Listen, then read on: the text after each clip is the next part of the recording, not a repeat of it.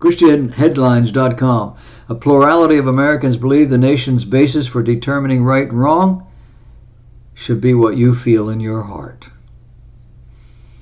That's according to a new survey that listed the Bible as a far distant second. The poll was released this week by the Cultural Research Center in Arizona at the Arizona Christian University, found that 42% of U.S. adults chose, quote, what you feel in your heart, end of quote, while 29% chose the Bible and another 29% chose majority rule. We'll go along that whichever way you want.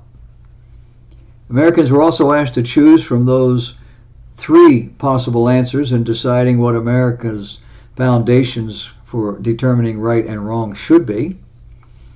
Put another way, 71% now contend that man, rather than God, should be the judge of right and wrong. This according to a news release from the Cultural Research Center. Americans have become comfortable with the idea of being the arbiters of morality, said George Barna, in the same way that most Americans now contend there's no absolute moral truth. They also now believe there's no divine guidance required or even available to define right and wrong. The poll also found that Americans have conflicting views on morality.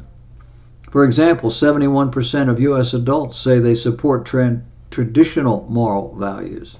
71%. And still, that question alone doesn't tell the whole story, according to Barna. He said, quote, if you consider the list of actors that are gaining acceptance as traditional moral values, end of quote, with the public unlikely to turn to churches or the Bible to define values such as integrity.